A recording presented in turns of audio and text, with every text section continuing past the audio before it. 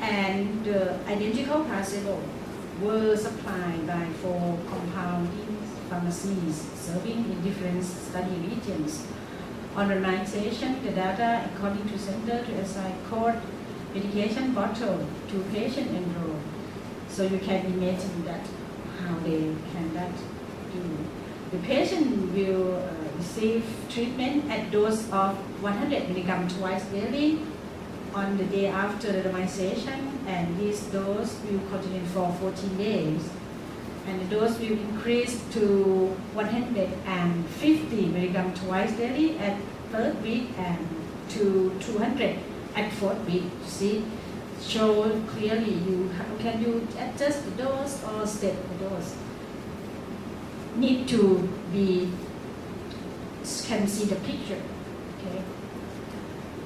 For the outcome, I did not show that you have to show the page too, right? What, for example, what the procedure, which page that determine this sentence or this paragraph. And for the outcome, 6A completely define, pre-specify. What do you understand that? Pre-specify means that should be the same outcome definition as you present at the protocol. You already think and pre-specify, define the outcome already. But sometimes, as I show you the experience, that sometimes when the researcher do some study, and they might change after that. But it's not good to do that, because you have to give big reason why you have to change from the primary pre-protocol that you already pre-specified. And how they measure and when they measure. Like for example, I have to treat 2 months and then will be measured for the outcome. So how, when, and definition of the outcome. And also, any change should give the reason. That means that it's allow you to change if it's necessary. But for me, I think when you do like that, it's not like make the reader question about your protocol. Try to avoid that. But change for eligible criteria, accept that. This is not the rule, but mostly the feeling is like accept. But sometimes the recruitment rate is very low, so you might have to extend the eligible criteria. This is an example about outcomes. Principal outcome was the rate of improvement in the DRS score during the 4 weeks of treatment, and DRS score will collect at the baseline and weekly through week 6, and use the consensus by the disciplinary treatment team. And this is how they measure the score. For sample size, how sample size was determined, especially in experimental study and RCT study, we expect to see sample size estimation. You can say that our study design should have should show the sample size estimation, but sometimes it's not like compulsory to show. But for RCT, you need to show, because it is experimental, that the reason why you need to conduct and how you get the sample size is very important. Why you include 100 patients? Why did not include 200, for example? The reason why you recruit only this sample size, you have to show clearly how you calculate or estimate them. And the way you use depends on the design, right? Whether in RCT study you might have like a superiority trial, non-inferiority trial, or equivalent study. So which one that you use for the formula to calculate the sample size, and put down all of the determine value. I see many papers just show alpha error and power. It's not enough. You have to put it all, like the difference between the proportions or the expect clinical difference or the prevalence in the control group, for example. Not just alpha error and powers, not enough. Okay. And 7B, when applicable, explanation of any interim analysis. Atawut, do you know what's interim analysis?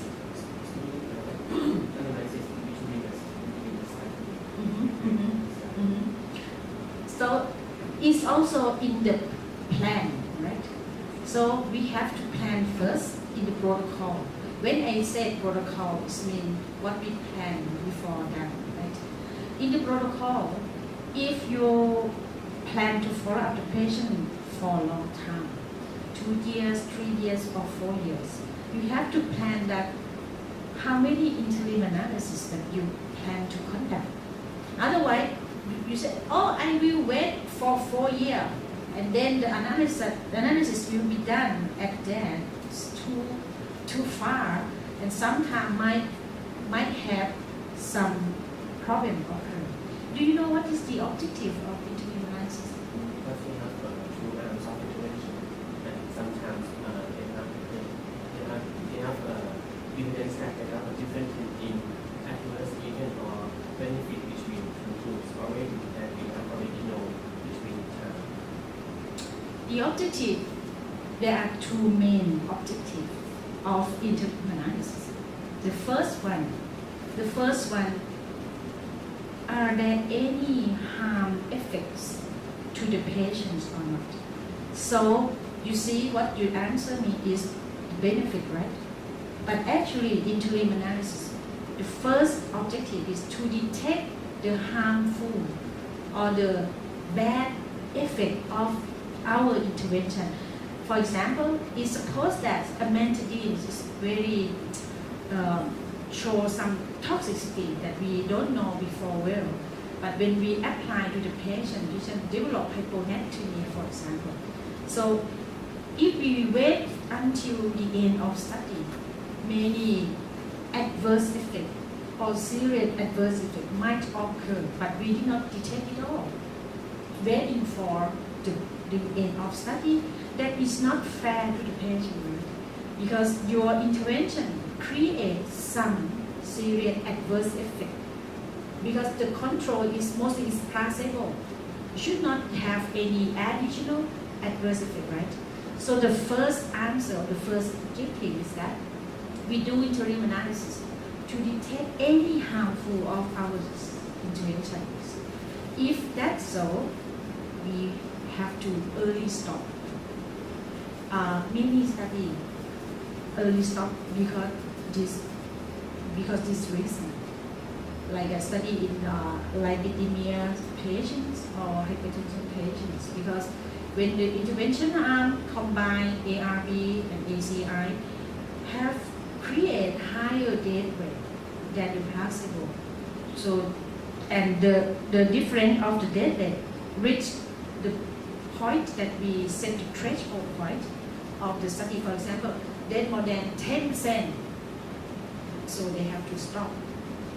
The second objective is your answer. For the benefit, if it can show very, very impressive effect of the intervention, like for example, if I do study in SLE patients, an intervention give very dramatically decrease in disease activity compared to placebo. So why we have to wait until 4 years at the end of study? Patient should receive this kind of drug because it's very good drug, very dramatic drug or intervention. So that is the second question, to give the opportunity of the population, the target population, to access this intervention. Because when the trial was early stopped due to the benefit, so then patient might have reason to use the drug.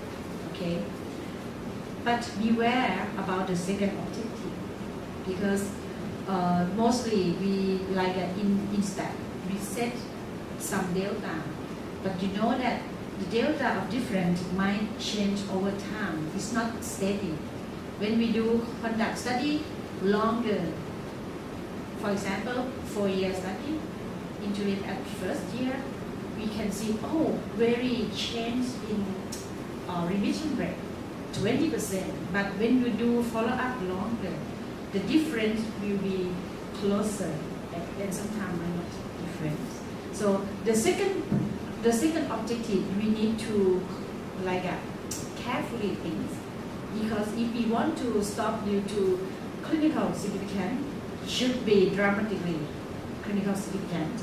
But for the first objectives, no question, right? Okay. And yes, also stopping guideline. What is your stopping rule of your study? Death more than 10%, instead more than 10%, for example. For this study, death rate more than 5%, for example. Okay, this is sample size that I talk to you.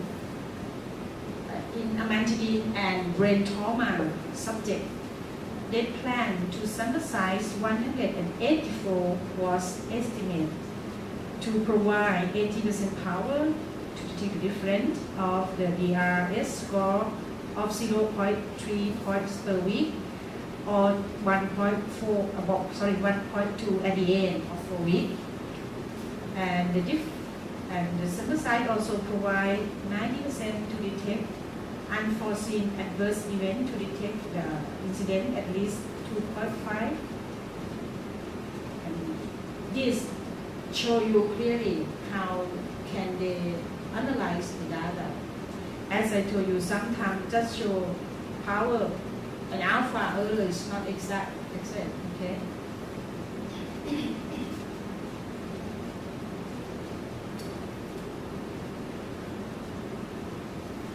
And for the interim analysis, they did not mention here clearly, I think, but depend on the design. If you look at your study, it's just 6 week follow-up. So it might not need to have interim, right? It's not long-term study, just 6 weeks. So the researcher did not plan for interim analysis. But for study more than 1 year, I think we need to interim before go on until the end of study. Okay.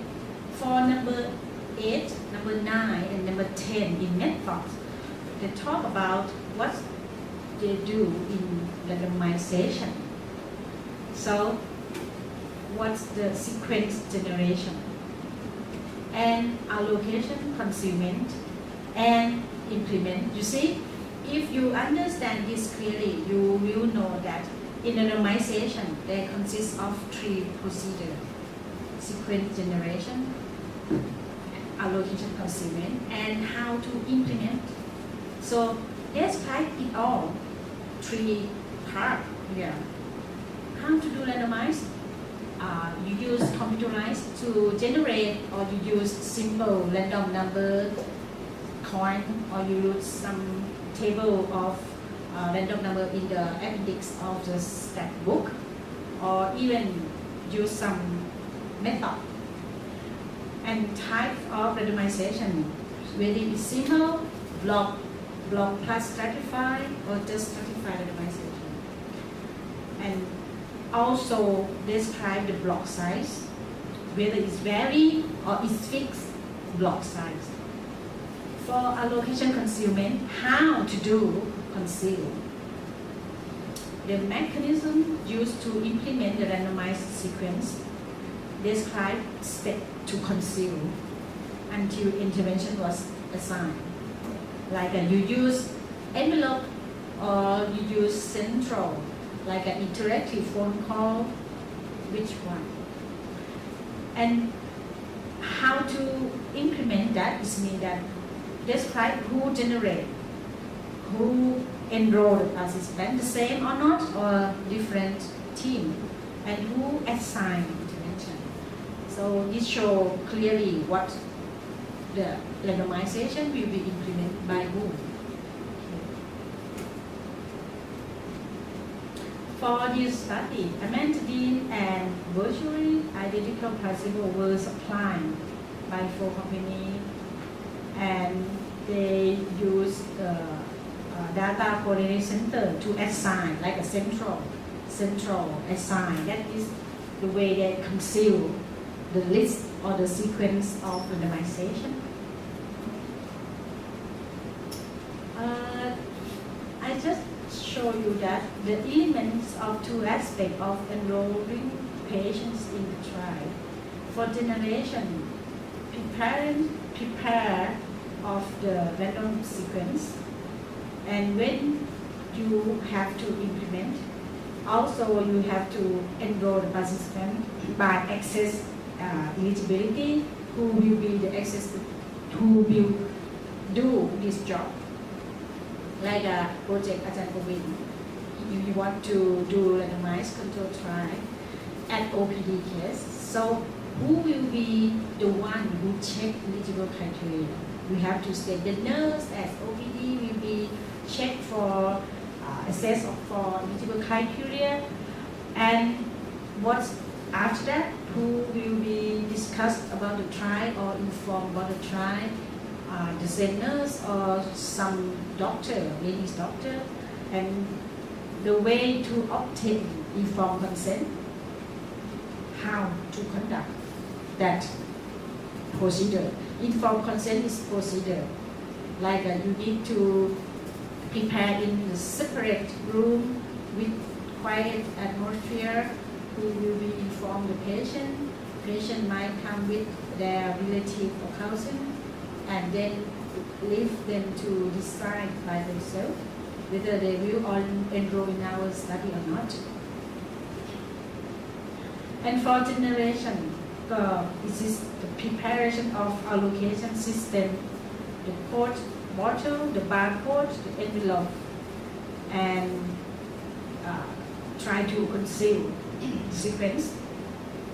And for implementation, who will be prepared for this and how to open the next envelope by one and by whom to do the allocation, and also administrators of intervention, just by doctor or like a pharmacist to give the allocation bottle. For this study, they use like a central pharmacist to conduct that. The next topic in method is about blinding, right? In RCT study, just show that they do experimental study by randomized to allocate group. Maybe it's open or it's blind study. And if it's blind study, as I said, they should state clearly who was blind, who were blind. The clinician, participants, or outcomes assessor, who blind. And for blinding, how to make it completely blind. Seeing that the 2 arms, the intervention is look comparable. In like this study try to say that virtually placebo controls mean look like the same in virtual. Same package, same bottle, for example, same size, same color of the fluid. Amantadine is a fluid, so the placebo should be the same color in the same bottle. So it's made how identical or how similarly should keep the blinding safe, right? If we can differentiate by ourselves, or patient can differentiate them by ourselves, by their self, so it's not cannot be blind, right? Okay, so example is that all study personnel and participants were blind. It means that this is double blind study. Personnel and participants were blind all through the study. Only study statistician and data monitor will not lie. Okay? But for this kind who are aware of the group, none of them contact the patients. 12 is method, like a statistical method.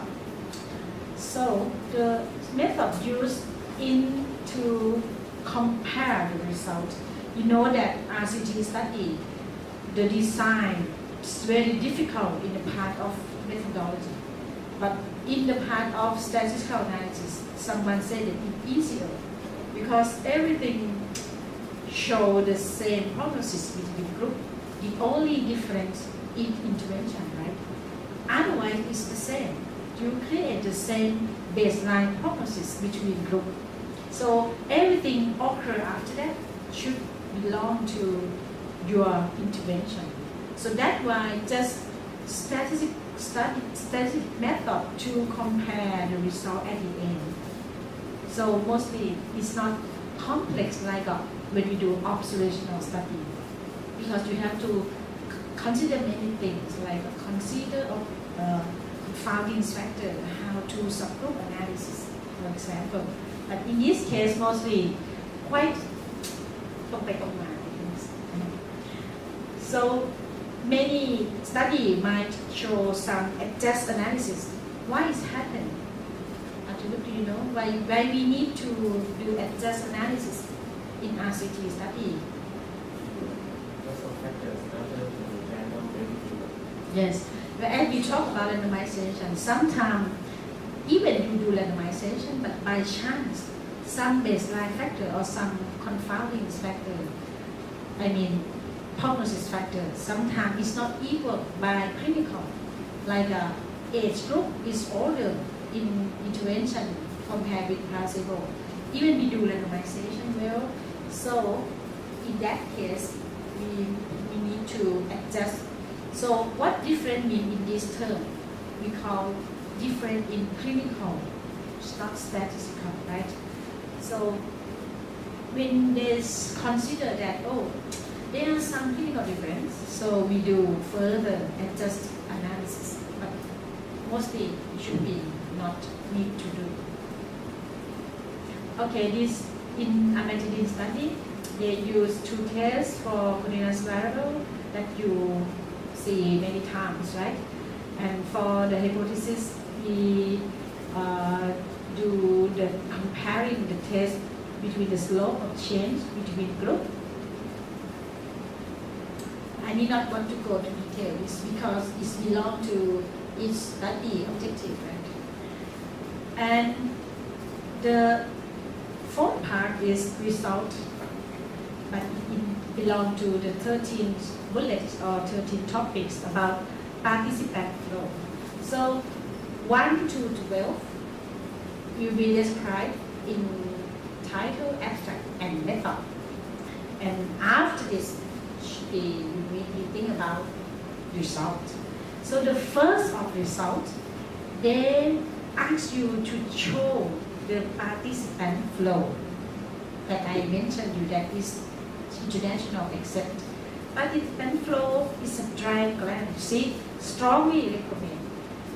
You have to do for each group and randomly.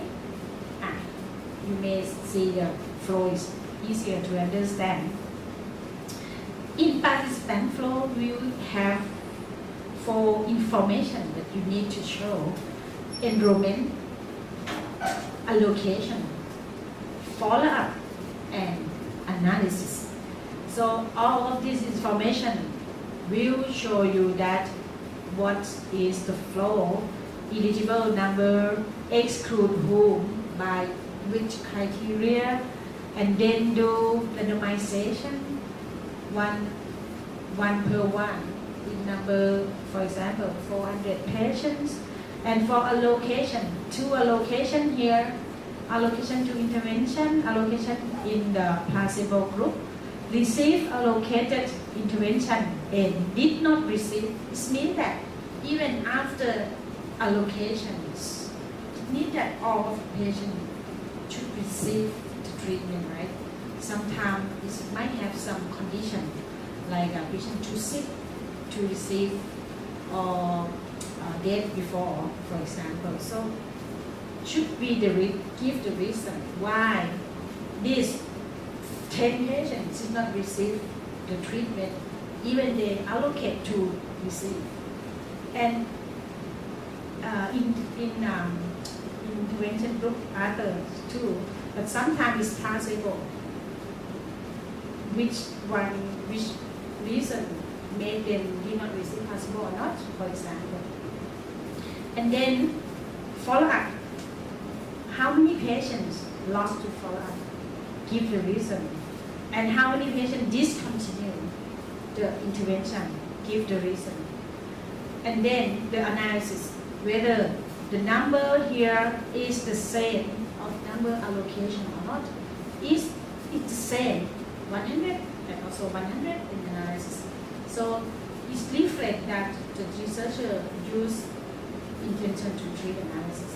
But if they use just the patient who receive completely, just to complete the treatment protocol, so the number here will be less than the initial allocated number. So that is protocol analysis, right? So from this flow chart, you will see how many arms, what's the response rate of this patient, how many percent of loss to follow up, whether they use intention to treat analysis or not. So that's why we strongly recommend to be here. This is the real flow from amantadine study. Oh, sorry, not amantadine, not another example. So this is the eligible criteria, 1,180, and this is exclude which reason, and do randomization.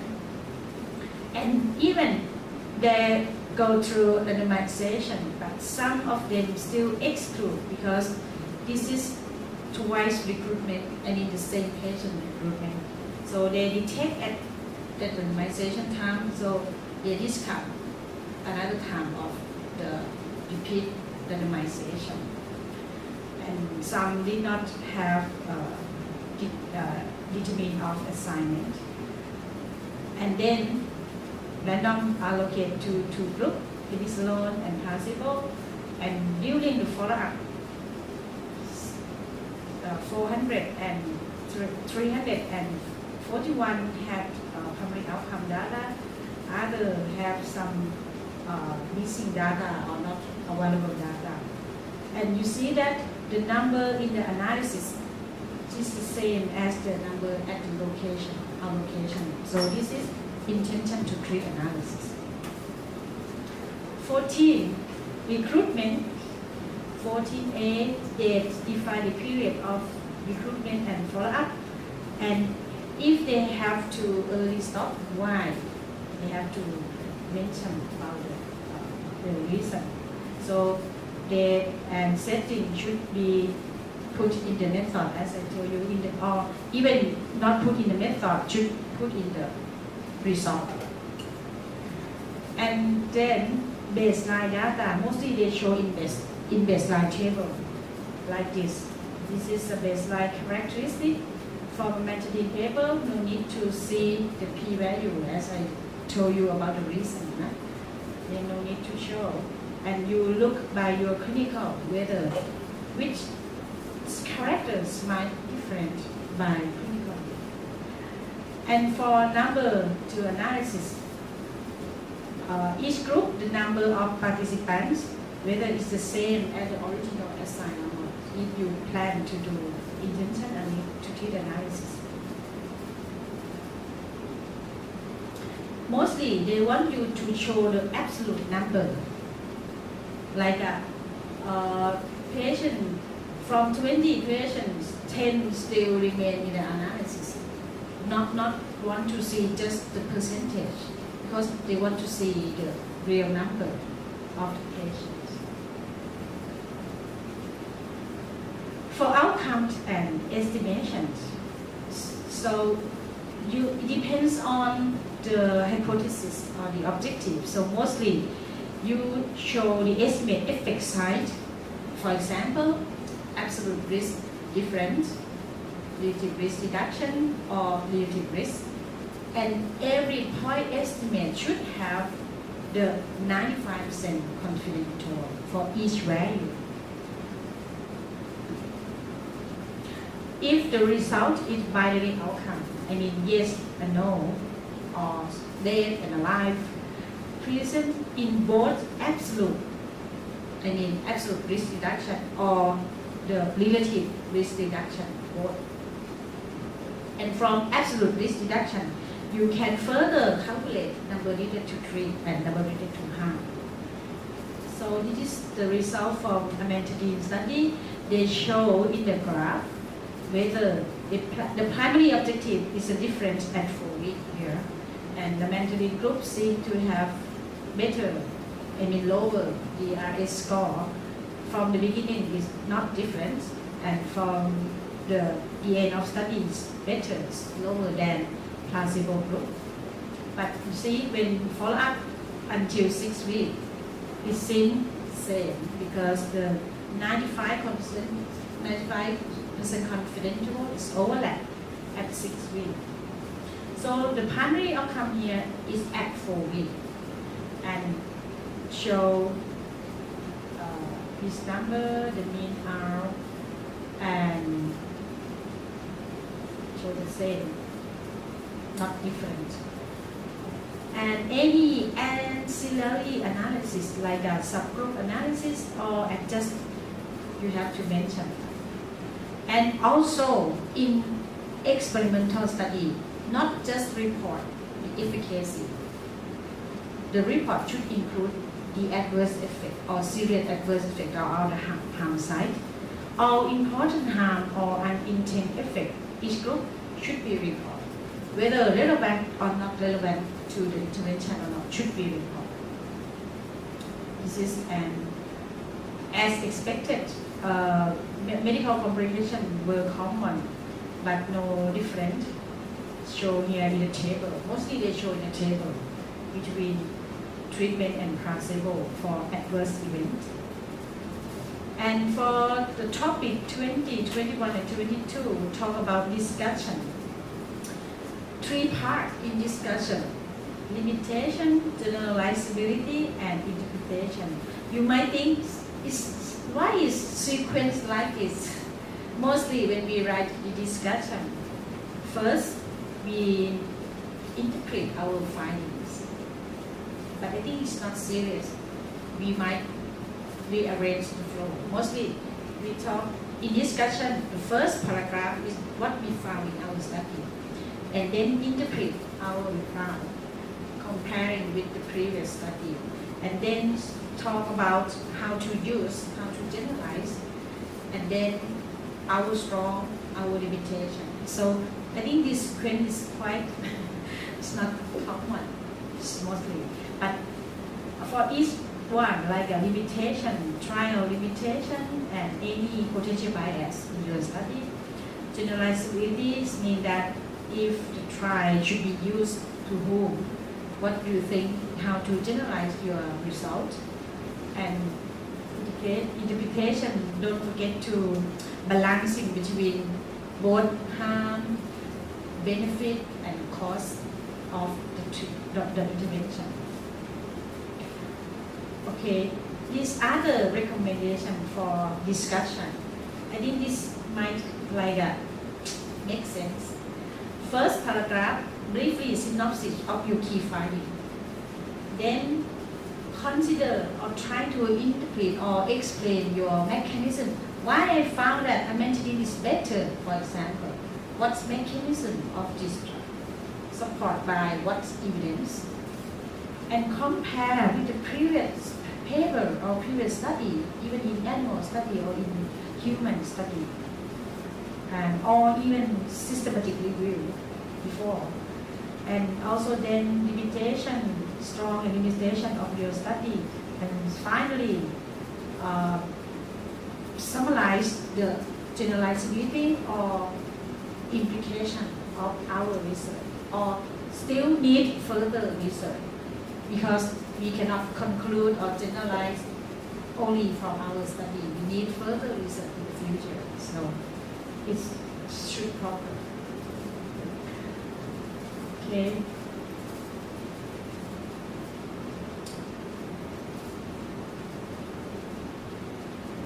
The third left of others, like other information that I already talked to you is register, right? What's the number of register? Even it like the flow of the checklist is number 23, but mostly we mention it in the subject, in the method, whether this study were approved or were already registered in this clinical trial of GLD. Mostly we did not state in the result or did not state in discussion. We state in the study subject. Okay.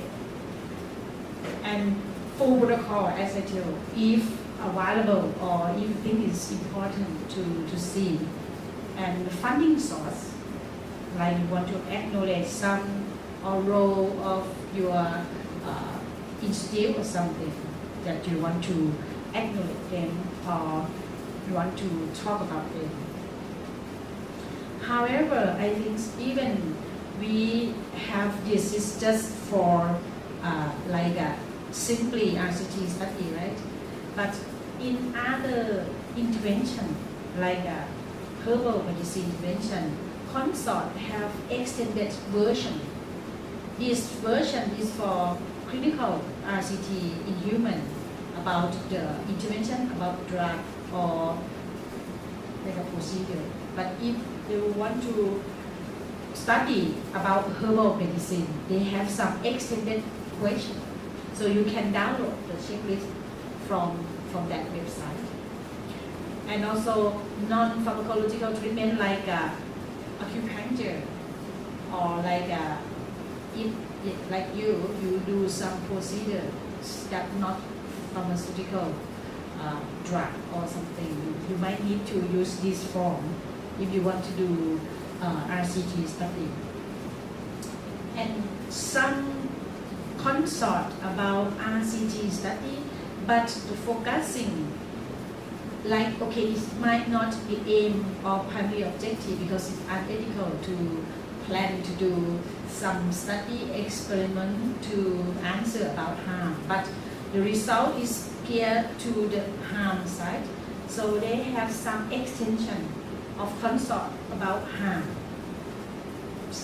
some additional question or additional checklist should be stated in the study. And also in other design, like a cluster RCT, some additional checklist in the method of randomization. They have asked you more. I think it's good to read because like I show you briefly what we have to talk in this kind of design. So make we condense our knowledge. All we have to mention about this because they concern that is important.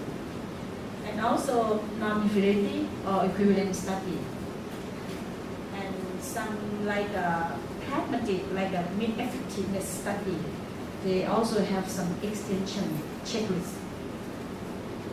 Okay, any question?